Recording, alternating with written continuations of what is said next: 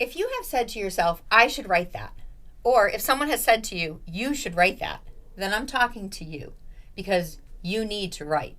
And that's why you're tuned in to yWrite.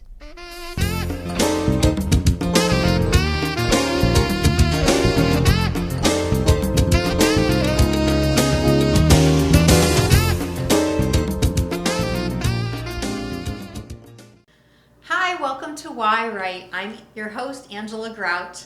Thank you so much for tuning in to this new episode of yWrite. This episode is being filmed and brought into your home from Philadelphia. I'm in Philadelphia, Pennsylvania at the International Women's Writers Guild Conference of 2023.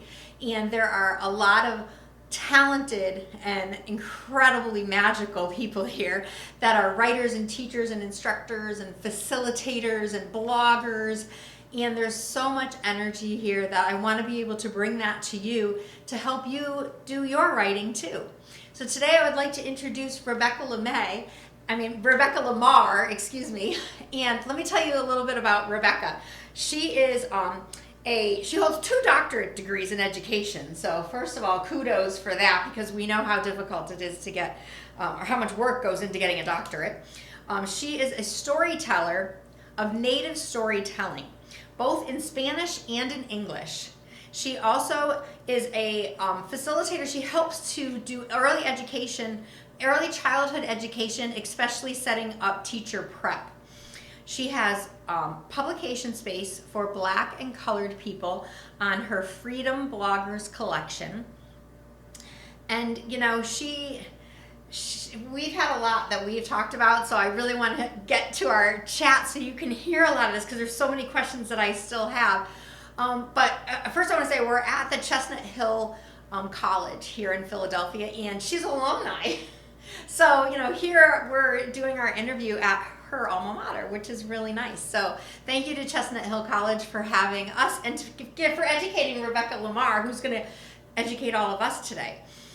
Rebecca is also a member of the Nanacook Delaware tribe, and we were talking about how she has upcoming powwows coming up and their tribal celebrations, so we're going to hear all about that.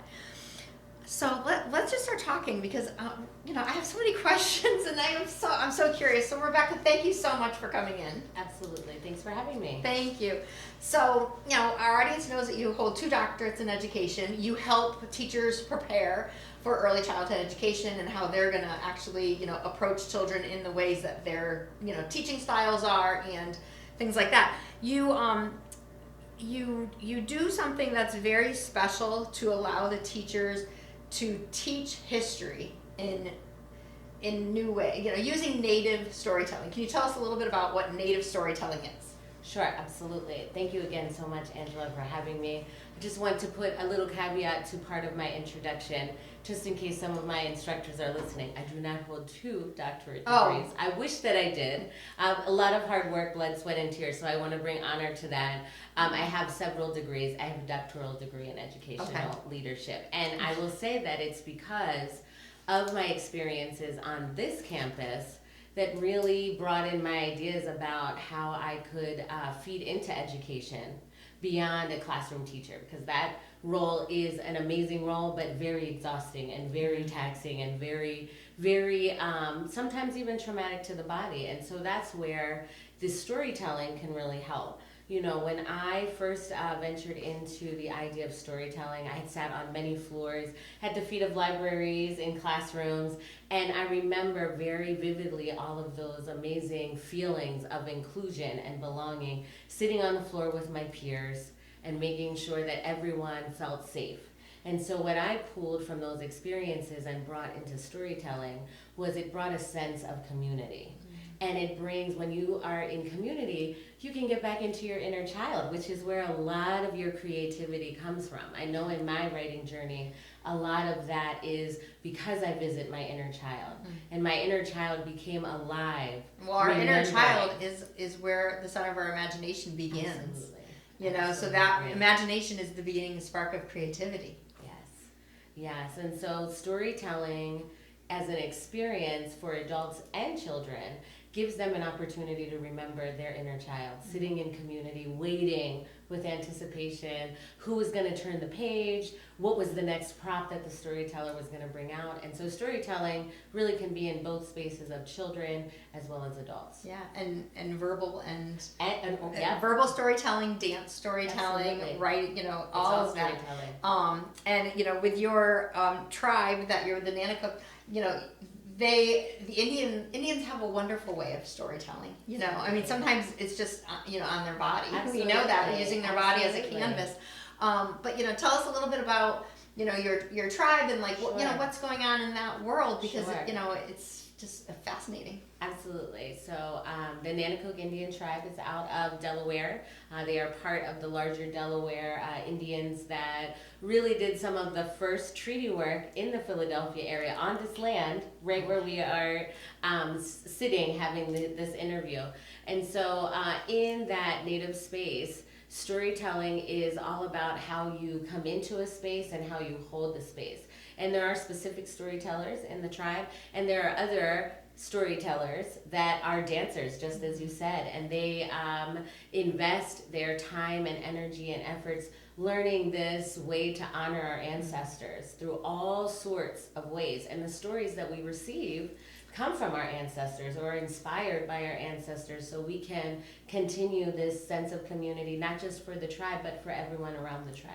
Yeah, seeing, watching, I've never been in the presence of doing an Indian powwow, but I've seen them on TV, and that the drum beat is like that heartbeat of Mother Earth.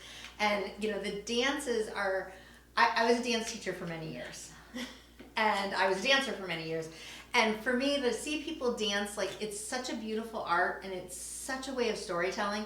And whether, the young kids now who are doing the hip hop, or if you're doing classical ballet, Broadway tap, Indian powwow dancing, all of that has this language that you're watching it and a story is being unfolded. And the energy is so contagious, Absolutely. So I love that. And you have a powwow, they have a powwow coming up. Yes, we do have a powwow in Delaware. It is September 10th and 11th. It is in Hirtsfield Fields, I believe, right outside of Ocean City, Maryland, and that is a day of full-on storytelling. Mm-hmm. Whether it is you're coming in to see the actual ceremony of welcoming the space and blessing the space. Do you have to be part of the tribe to attend? That's a great question, Angela. No, you do not. We use this event to do a lot of community education, to teach and talk with community members who may not be native, or who may be native but from a different tribe, to let them know that we are here, we are ready to welcome community, and we want to bless and take up space with you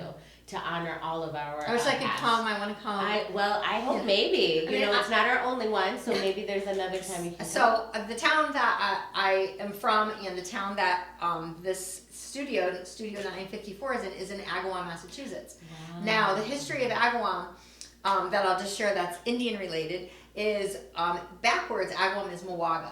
And the Mawaga Indians settled in Agawam. That's amazing. So the fact that, I know I live on Indian territory. And when my parents first bought our house, it was in a neighborhood that was undeveloped, and the houses were popping up in the suburbs, in the late 70s. And I remember walking trails and stuff, and I was obsessed with finding Indian arrowheads. Yes. I'm like, there's got to be Indian arrowheads. Yes. We did find two. I don't even know where they are. They could have just been a rock, a rock that looked like it. But for me, it was like, oh my gosh, Indians lived on this land, and these houses weren't here, and how did they survive? Just like breathing in the environment. So I just feel a little connected to the Agawam tribe. Absolutely. And our town, just a fun fact, is the very first zip code in the United States. It's Wow. 01001. Oh my Which goodness. I always think is kind of cool. Very cool. So it starts with the letter story. A. But even though it's A for Agawam, it's really Mawaga. That's amazing. So it's just, kind of cool. Very cool. Yeah, just to kind of see, because sometimes the conversation just goes no, somewhere. and I think you bring a really great point. There are many ways to bring honor to the stories that were here before you got here. Oh, yeah. And so I really take in what you said about the switching of the name, Because what a really cool way to bring new creation into something that was there before, which we were talking about. Right, because it keeps the history of the Mohegan Indians alive. And you tell that story, and now others know the story about that. Oh, so good. It's See, I am a verbal storyteller. Absolutely, yes. This is our little powwow. Yes, I love this. So I love connecting with things like that. So let me just backtrack a little bit, because one thing I didn't say is that you also run like this website, and it's called Skirt in the Dirt Storytelling.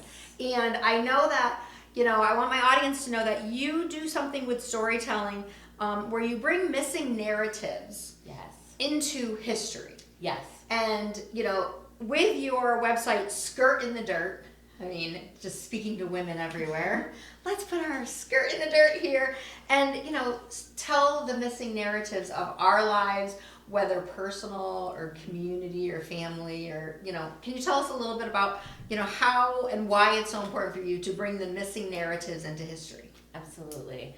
And so I'll just speak a few points on the name. So Skirt in the Dirt was a great way for me to kind of break a barrier in the same breath that I'm welcoming people to sit in the dirt, whether you're in a skirt or not a skirt, come sit in the dirt.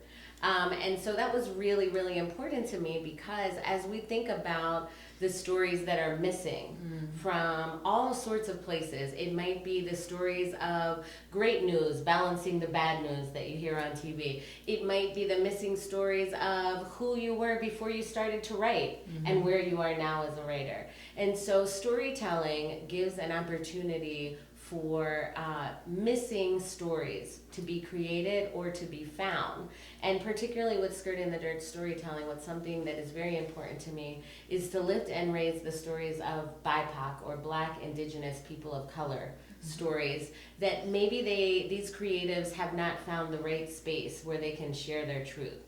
And so part of my efforts in lifting up missing narratives is that we have a publication space for Black, Brown, Indigenous, people of color, that they can do a submission and have a space where their story will only be honored and Does my color count as peach? Well, we can definitely have conversations about that. And I think the other piece is it's a way to enable everyone to receive everyone's story.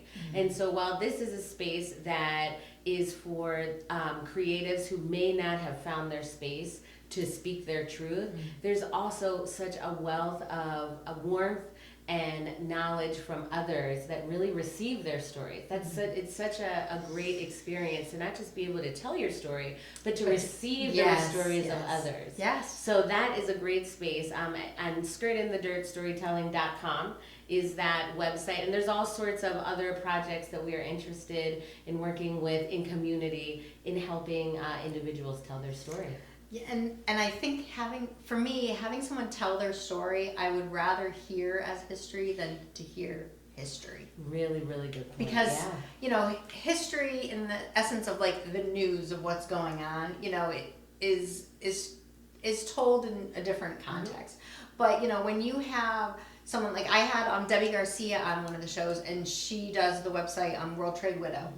And, her experience of losing her husband in the World Trade Center is, of course I don't want to hear the story. I don't want to know that happened. But it brings the story even more real than just watching the news of 2 twin towers getting hit. Absolutely. It's like, and those are the narratives of the storytelling behind it that tells the story. Absolutely. And I think, I keep saying I think, but like my audience, those that want to tell their stories and they're, wondering, how do I start telling my story? As a mother, we tell our children lessons we want them to learn. And, of course it's, I don't know, don't run with scissors. Silly one there. But, we want to be able to pass down, whether it's traditions, lessons to keep them safe, lessons to keep them on the right road. And there's a narrative in those stories that they could tell how they learned even that lesson. Because, when we don't want them to make the mistakes we made, but we also, for people who follow certain religion patterns, I mean, that's something that gets handed down through tradition. Absolutely. And, we teach our children our faith through the religion that we practice. And obviously, showing them is one way of doing it. Telling them is another way of doing it.